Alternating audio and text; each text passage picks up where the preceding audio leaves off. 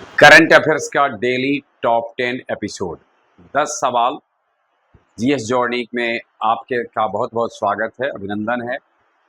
और 10 current affairs के question की शुरुआत हम हमेशा की तरह करते हैं आपसे पहले सवाल करके, लेकिन उससे पहले कल जो सवाल आपके लिए किया गया उसका उत्तर जानते हैं। जैसा कि आप से के समक्ष जो प्रश्न रखा गया था कि अभी जो कॉमनवेल्थ गेम चल रहे हैं, राष्ट्रमंडल खेल जो चल रहे हैं, वो क्रम के अनुसार कैमा है, और इसका सही उत्तर था ये 23वां राष्ट्रमंडल गेम है। और आज के लिए आपके लिए जो क्वेश्चन है वो उस पर थोड़ा सा आप ध्यान देंगे। अभी वेस्ट इंडीज और पाकिस्तान के बीच में हाल ही में एक टेस्ट मैच हुआ, जिस टेस्ट मैच में वेस्ट इंडीज के एक गेंदबाज के द्वारा पहली बार टेस्ट क्रिकेट के इतिहास में 5 मेडन विकेट ओवर लगातार, 5 मेडन विकेट ओवर लगातार। मेडन विकेट का अभिप्राय है हर ओवर मेडन है और हर ओवर में एक विकेट है। ऐसा कारनामा करने वाले इतिहास के पहले गेंदबाज कौन बन गए? क्वेश्चन एक बार फिर से सुन लें। हाल ही में वेस्ट इंडीज पाकिस्तान के बीच जो टेस्ट मैच चल रहा है, उसमें वेस्ट इंडीज के किस गेंदबाज ने टेस्ट क्रिकेट के इतिहास में 5 मेडन विकेट डालने वाला पहला गेंदबाज होने का सौभाग्य पाया है? और अब हम चलते हैं आज के सवाल पर। आज का पहला सवाल आपके लिए स्क्रीन पर है। नवनिर्मित पुस्तक RSS 100 a century of service, unity and sacrifice, सेवा, एकता और समर्पण के त्याग के 100 साल आरएसएस के पूरे हुए, इसके लेखक कौन हैं? श्याम जाजू एवं अनुपम त्रिवेदी, राम माधव एवं विक्रम संपत, देवदत्त पटनायक, शिव अरुण। और सही आंसर है इसका श्याम जाजू एवं अनुपम त्रिवेदी। थोड़ा एक नजर डालते हैं श्याम जाजू एवं अनुपम त्रिवेदी पर। श्याम जाजू और अनुपम त्रिवेदी द्वारा लिखी गई इस पुस्तक का लोकार्पण किया भारत के उपराष्ट्रपति सीपी राधाकृष्णन ने। सीपी राधाकृष्णन ने नई दिल्ली स्थित उपराष्ट्रपति भवन में इसका लोकार्पण किया। अनुपम त्रिवेदी एक वरिष्ठ पत्रकार और वकील हैं, और श्याम जाजू भारतीय जनता पार्टी के पूर्व राष्ट्रीय उपाध्यक्ष और वरिष्ठ राजनीतिज्ञ भी हैं। अनुपम त्रिवेदी वर्तमान में 18 समूह के Uttarakhand state bureau deputy editor के रूप में कार्य कर रहे हैं, और आरएसएस के 100 साल पूरे होने पर राष्ट्र निर्माण, निस्वार्थ सेवा और सांस्कृतिक एकता के ऊपर थीम पर आधारित इस पुस्तक की रचना की गई है अनुपम त्रिवेदी और श्याम जाजू के द्वारा, जिसका लोकार्पण किया सीपी राधाकृष्णन ने। अगला सवाल है, हाल ही में यूके में सबसे कम उम्र के भारतीय मूल के मेयर कौन बने? हाल ही में यूके में सबसे कम उम्र के भारतीय मेयर कौन बने हैं? विकास खन्ना, रमन भाटिया, तुषार कुमार और अक्षय पटेल। और सही आंसर है 23 साल की उम्र में तुषार कुमार। तुषार कुमार महज 23 वर्ष की उम्र में यूनाइटेड किंगडम में मेयर बने हैं और भारतीय मूल के हैं ये। चलिए अगला सवाल आपके लिए है, इससे पहले देखते हैं। हर्टफोर्डशायर के एस्ट्री और बोरेहमूड टाउन काउंसिल के मेयर बने, यानी तुषार कुमार जो मेयर बने हैं वो हर्टफोर्डशायर के एस्ट्री और बोरेहमवुड टाउन काउंसिल के मेयर चुने गए हैं। ब्रिटेन के लेबर पार्टी के सदस्य और पार्षद हैं। 20 साल की उम्र में पहली बार टाउन काउंसिलर चुने गए थे और अब मेयर चुने गए हैं। डिप्टी मेयर के रूप में भी इन्होंने सेवा दी है। तो पहले तो ध्यान में रखना है, तुषार कुमार लेबर पार्टी के हैं और हर्टफोर्डशायर के एसपी और बोरेहमवुड के टाउन काउंसिल के मेयर बने हैं। अगला सवाल आज का तीसरा है, ब्रॉड गेज रेलवे नेटवर्क के पूर्ण विद्युतीकरण के मामले में भारत विश्व में किस स्थान पर आ गया? रेलवे का जो गेज है, रेलवे का जो ट्रैक होता है, उसे broad gauge, metre gauge, nano gauge ऐसे में बांटा गया है। इनमें से आपको बताना है कि ब्रॉड गेज का विद्युतीकरण यानी कंप्लीट विद्युतीकरण कराने के मामले में भारत विश्व में कैमे नंबर पर आ गया है? प्रथम, द्वितीय, तृतीय, चतुर्थ।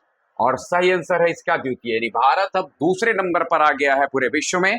एक नजर हम डालते हैं कि पहले नंबर पर कौन है। तो दुनिया का ब्रॉड गेज रेलवे को ट्रैक को विद्युतीकरण करने के मामले में स्विट्जरलैंड पहले नंबर पर है, और दूसरे नंबर पर भारत है, तीसरे नंबर पर चीन है, स्पेन है चौथे नंबर पर और जापान है पांचवें नंबर पर। देखिए, लोकसभा में रेल मंत्रालय और इंटरनेशनल यूनियन ऑफ रेलवे की रिपोर्ट ने यह कहा है। इंटरनेशनल यूनियन ऑफ रेलवे का मुख्यालय पेरिस, फ्रांस में है। और देखिए, इस विद्युतीकरण की बदौलत भारत ने 185 करोड़ लीटर डीजल की वार्षिक बचत करना, यानी 185 करोड़ लीटर डीजल जो खर्च होता था उसको इसने बचत किया है। और साथ साथ जो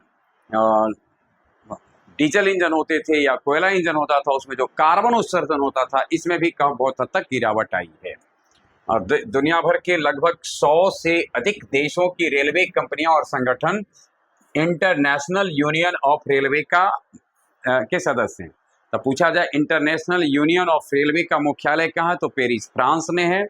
और इसकी रिपोर्ट के अनुसार स्विट्जरलैंड ब्रॉडगेज के विद्युतीकरण के मामले में नंबर 1 पर है और 100% का कीर्तिमान है, यानी कि वहाँ की सारे ब्रॉडगेज लाइन जो है सो विद्युतीकरण, रेलवे उनका विद्युतीकरण हो गया और भारत भी लगभग 100 के करीब पहुंच ही गया है, 99.6% के साथ दूसरे नंबर पर है।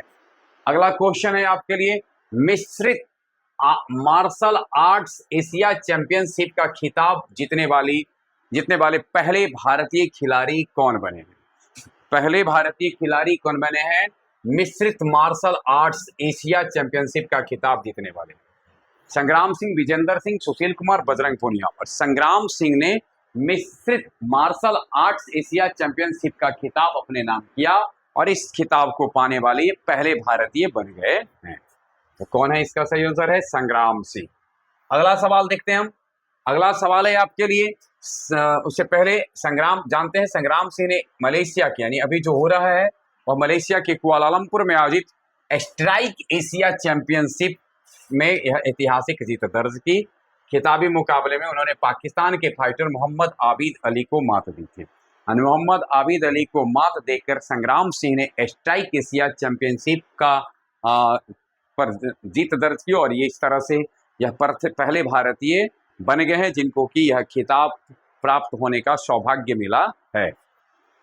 अब देखते हैं हम अगला सवाल, यार कुल मिलाकर के 5वां। शहरी सरकारी बैंकों में प्रबंधकीय, तकनीकी और अनुपालन क्षमता बढ़ाने हेतु मिशन सक्षम किस संस्था ने शुरू किया है? SCBI, NITI Aayog, RBI, NABARD. और सही आंसर है इसका RBI के द्वारा शहरी सहकारी बैंकों में प्रबंधकीय, तकनीकी और अनुपालन क्षमता बढ़ाने हेतु मिशन सक्षम की शुरुआत की गई। यानी मिशन सक्षम क्या है इस पर नजर डालते हैं। सक्षम, सहकारी बैंक क्षमता निर्माण, देश भर के शहरी सहकारी बैंकों के परिचालन दक्षता, सुशासन, जोखिम प्रबंधन और डिजिटल और IT सुरक्षा को यह मजबूत करता है। अगला सवाल आज का कुल मिलाकर के 6ठा सवाल है, केंद्रीय मंत्रिमंडल ने हाल ही में किस मार्ग पर तीसरी और चौथी रेलवे लाइन परियोजना को मंजूरी दे दी है? तीसरी और चौथी रेलवे लाइन परियोजना को मंजूरी दी गई है। पटना गया, जयपुर दिल्ली, नागपुर भोपाल, बल्लारी गुंतकल। और सही आंसर है बल्लारी और गुंतकल। तीसरी और चौथी, प्रायः 2 लाइन तो आप देखते होंगे जिसमें कि भाई एक जाने वाली एक आने वाली ट्रेन होती है, लेकिन तीसरी और चौथी लाइन को भी बल्लारी गुंतकल क्षेत्र में मंजूरी प्रदान कर दी गई है। यह मंजूरी जुलाई 2026 में दी गई है। कर्नाटक और आंध्र प्रदेश का है। बल्लारी कर्नाटक, गुंटकल यानी कि रेलमार्ग मतलब यहाँ से यानी कर्नाटक से शुरू होकर आंध्रा तक है। 46 किलोमीटर लंबी तीसरी और चौथी रेलवे लाइन बिछाई जाएगी। 28-29 तक यह पूरी हो जाएगी। यह मार्ग लौह अयस्क, कोयला, लोहा और स्टील जैसी आवश्यक वस्तुओं के परिवहन का एक प्रमुख जरिया है। न्यू लाइन बनने से स्टील, पावर और सीमेंट उद्योग को काफी मजबूती मिलेगी। आर्थिक मामलों के मंत्रिमंडलीय समिति ने इसका निर्णय लिया है, यानी CCEA, cabinet committee on economic affairs ने इसका निर्णय लिया। और अब ध्यान में रखना है हमको कि यह जो है बल्लारी गुंटकल रेल मार्ग, इसमें मंजूरी दी गई है। कितने किलोमीटर में यह बनेगा? 46 किलोमीटर लंबी तीसरी और चौथी लाइन बिछाई जाने की मंजूरी दे दी गई है। अगला सवाल है हमारा, हाल ही में झारखंड में 16 वरिष्ठ माओवादी कैडरों में 16 वरिष्ठ माओवादी कैडरों ने किस पुनर्वास अभियान के तहत आत्मसमर्पण कर दिया है? यानी हाल ही में 16 वरिष्ठ माओवादियों ने किस पुनर्वास अभियान के अंतर्गत आत्मसमर्पण किया है? ऑपरेशन समर्पण, ऑपरेशन नवजीवन सेकंड, ऑपरेशन प्रहार और ऑपरेशन नई दिशा। और सही आंसर है इसका ऑपरेशन नवजीवन सेकंड। ऑपरेशन नवजीवन सेकंड के अंतर्गत 16 वरिष्ठ माओवादियों ने के कैडरों ने आत्मसमर्पण कर दिया है। देखिए, CRPF, Jharkhand police, cobra battalion और झारखंड जगुआर के संयुक्त सुरक्षा बलों के द्वारा चलाया जा रहा है। अगर आपसे ये पूछा जाए ऑपरेशन नवजीवन द्वितीय अभियान में, इस ऑपरेशन में कौन कौन हिस्सा ले रहे हैं, तो Jharkhand police, CRPF, cobra battalion और झारखंड जगुआर, इन पांचों के द्वारा जो ये चलाया जा रहा है ऑपरेशन नवजीवन सेकंड, इसी में मुख्य धारा में लौटने वाले सभी पूर्व माओवादियों को झारखंड सरकार की आत्मसमर्पण एवं पुनर्वास नीति के तहत वित्तीय सहायता, घर, शिक्षा और व्यावसायिक प्रशिक्षण जैसी सुविधाएं दी जाती है। यानी जो मुख्य धारा में शामिल हो रहे हैं उनको टेक्निकली यानी कि रूप से दक्ष करने की कोशिश की जाती है, उनको व्यावसायिक रूप से प्रशिक्षित करके उनको व्यवसाय करने के लिए ऋण उपलब्ध कराया जाना। और झारखंड की वर्तमान पुलिस महानिदेशक तदाशा मिश्रा हैं, केंद्रीय रिजर्व पुलिस बल के आईजी साकेत सिंह हैं, जिन्होंने इस ऑपरेशन नवजीवन के नेतृत्व करता है। यानी ऑपरेशन नवजीवन के नेतृत्व करता झारखंड के वर्तमान पुलिस महानिदेशक हैं तदाशा मिश्रा और केंद्रीय रिजर्व पुलिस बल के आईजी साकेत सिंह कर रहे हैं। बांग्लादेश ने किस देश के साथ टाइगर लाइटनिंग 2026 सैन्य अभ्यास शुरू किया है? बांग्लादेश ने किस देश के साथ टाइगर लाइटनिंग 2026 संयुक्त सैन्य अभ्यास शुरू किया है? संयुक्त राज्य अमेरिका, चीन, भारत, रूस और सही आंसर है यूएसए, यानी यूएसए के साथ एंड बांग्लादेश।